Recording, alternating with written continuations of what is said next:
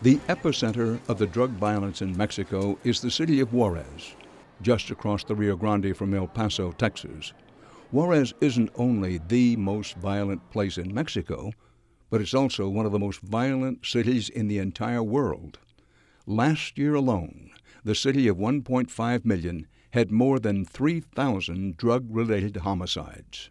The United States can do a lot on its side of the border to help the Mexican people overcome this very difficult moment. John Ackerman is a respected voice in the Mexican legal community, whose writings about Mexican government and politics are regularly carried in the Mexican and U.S. press. He believes that the violence in his home country has as much to do with what's going on north of the border, in the USA. So the Mexican government has successfully reduced, for instance, the territory over which the different groups are fighting. So they start to fight even more over a more limited territory. This is why Juarez is the most violent place in Mexico, right? Juarez is so violent because it is the strategic place for the entrance of drugs into the United States. Okay? And guns coming the other way? And guns come through wherever, but Ciudad Juarez happens to be the place where the drugs go across the border. And so the Mexican government has put pressure on those transit routes, and that's created to fighting between the narcos. Now, the Mexican government says that this is indication that the Mexican drug cartels are weaker, right? That they're somehow fighting between each other in a fragmented way, and there's an indication of success. I don't see that. I don't see any hard evidence of success in the war. What I see is an increase of violence because of this territorial military strategy. Is it a war on drugs?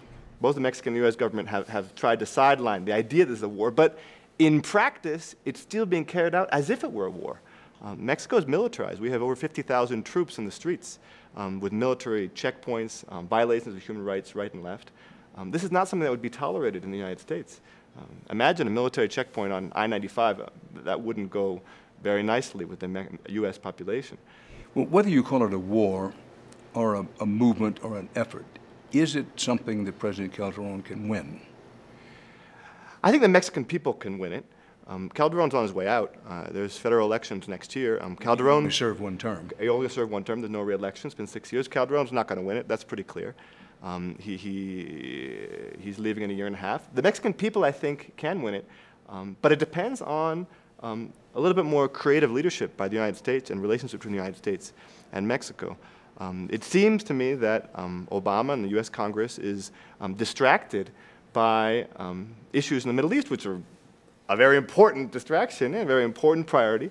But we have a very serious situation in Mexico, and the U.S. political establishment has not paid serious and enough attention to what's happening in Mexico. Do you or do you not consider Mexico teetering on the brink of becoming a failed state?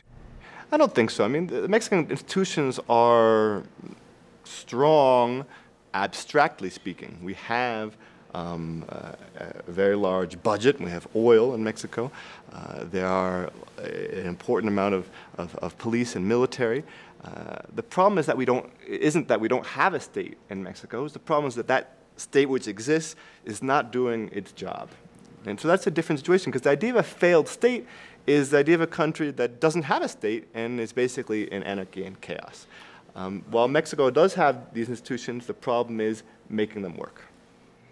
Do you or do you not consider it teetering on the brink of becoming a narco state? Well, that's a good question. The big question I have is to what extent the narcos are already inside the government. Right? The inheritance of the governments run by the Party of the Institutional Revolution, which is the party which was in power for 71 years until 2000, the inheritance of that government, it's pretty well recognized, has been one of alliances between the narcos and the government. Now, the sitting government, Calderon government and the Fox administration previously has changed the situation.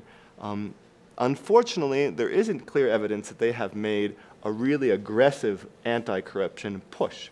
So the suspicion is that the narcos are still inside the state itself.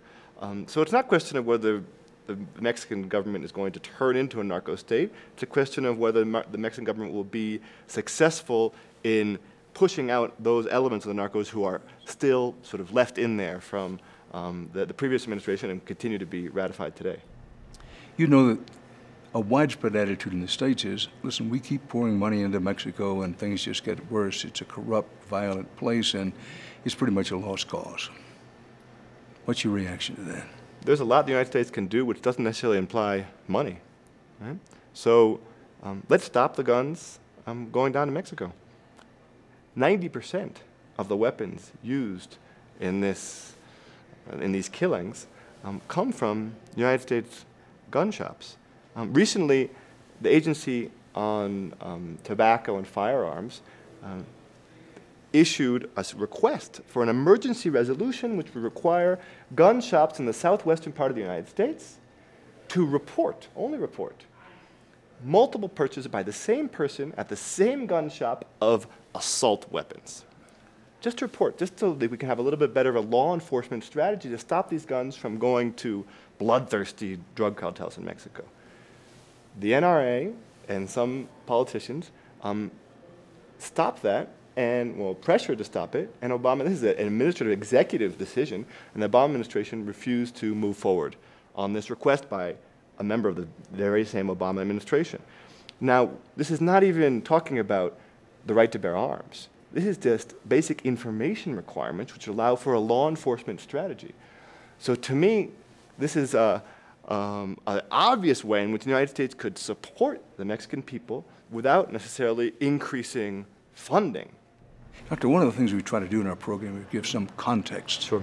And to deal as best we can in some depth. Mm-hmm. We've got a situation here where in Washington, and it's not new with this administration, it tends to say, well, Mexico's a problem because it sends all these drugs north. Here, President Calderon, and fairly recently, once again said, listen, a big problem for us is the guns going south. Sure. Is this or is it not a case of don't blame me, blame the other guy? And what can we do about that? I think it's true that both Mexico and the United States are responsible for this problem. Right? It would be incorrect and unfair for the Mexicans to blame the Americans, or for the Americans just to blame the Mexicans. We need to have a joint strategy. Calderon is right that the United States should control the flow of arms and money south, reduce drug consumption, and the U.S. government, public opinion is right that the Mexican authorities need to confront that problem of corruption. This is something that Calderon has not made important forward steps on in the last 4 or 5 years. So there are serious problems on both sides. We need to avoid this kind of name-calling and really sit down and think of creative new strategies to resolve this problem. Well, with this spike in violence, which you mentioned, violence is up, it's increasing. Is that, in your judgment and opinion and based on your experience, because of increased drug activity or the aggressive, militaristic response by President Calderon? I think it's a result of the mistaken way in which Calderon and the U.S. government has been looking at the problem in Mexico. Basically, it's been, again, looking at the issues as if it were a war, a battle for territories.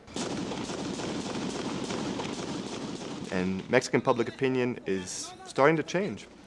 In the beginning, the majority of the people supported Calderon's strategy, and now, every day, he's starting to lose support. And he's losing support because the amount of dead is going up year by year. We now have 35,000 violent assassinations in the last 4 years. And people are convinced that something is wrong with the strategy. It doesn't necessarily mean that confrontation with the drug cartels needs to end, but it does mean that something different has to happen. And I think the United States has an important responsibility in this. Just ahead on our